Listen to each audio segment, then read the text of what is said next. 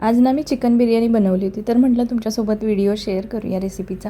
तर त्यासाठी बघा अर्धा किलो मी चिकन घेतलं होतं. ते स्वच्छ धुवून घेतलं व्यवस्थित. त्याच्यानंतर मॅरिनेशनसाठी दही, परत गरम मसाला, चिकन मसाला, बिर्याणी मसाला, कसुरी मेथी, आलं, लसूण, हिरवी मिरची, कोथिंबीर, पुदिना हे सगळं साहित्य एकत्र करून घेतलं आधी. आलं लसूण व्यवस्थित जरा असं बारीक असं ठेचून घेतलं आणि चिकनवर टाकल्यानंतर त्याच्यात 1 चमचा गरम मसाला आणि 1 चमचा बिर्याणी मसाला, परत लाल काश्मीरी मिरची पावडर, मीठ, हळद, घरचं लाल तिखट आणि थोडीशी कसुरी मेथी हातावर अशी चिरून टाकली. त्याच्यानंतर 4 ते 5 चमचे दही टाकलं आणि हे मॅरिनेशनसाठी चिकन ठेवून दिलं व्यवस्थित मिक्स करून.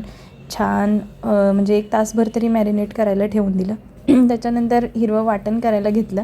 त्याच्यासाठी एक मिक्सरचं भांडं घेऊन त्याच्यात 1 7-8 लसणाच्या पाकळ्या, 4-5 हिरव्या मिरच्या, थोडंसं आलं, पुदिना आणि कोथिंबीर हे सगळं बारीक वाटून घेतलं. आता बिर्याणी म्हटल्यावर कांदा तर जास्त लागतो आणि एवढा कांदा सुरीने कापण्यापेक्षा चला म्हटलं आपण किसणीने असा किसून घेऊया. तर वेफरची जी किसणी असते त्याने मी असं छान किसून घेतला आणि खरंच खूप छान बारीक त्यानं किसला गेला तो मस्त. नंतर तेल गरम केलं, त्याच्यात थोडासा खडा मसाला टाकला आणि मग हा कांदा जो होता तो व्यवस्थित परतून घेतला छान लालसर होईपर्यंत. आणि नंतर मग जे हिरवं वाटण बनवलं होतं ते सुद्धा त्याच्यात टाकून परतून घेतलं. नंतर महत्त्वाचं म्हणजे बिर्याणी मसाला आणि गरम मसाला जे म्हणजे पूर्ण पॅकेट होतं ते सगळं मी टाकून दिलं त्याच्यात आणि व्यवस्थित मिक्स करून घेतलं. नंतर चवीपुरतं थोडंसं मीठ आणि लाल तिखट घातलं आणि जे मॅरिनेट झालं होतं चिकन ते सुद्धा त्याच्यात ॲड करून मी ते शिजायला ठेवून दिलं.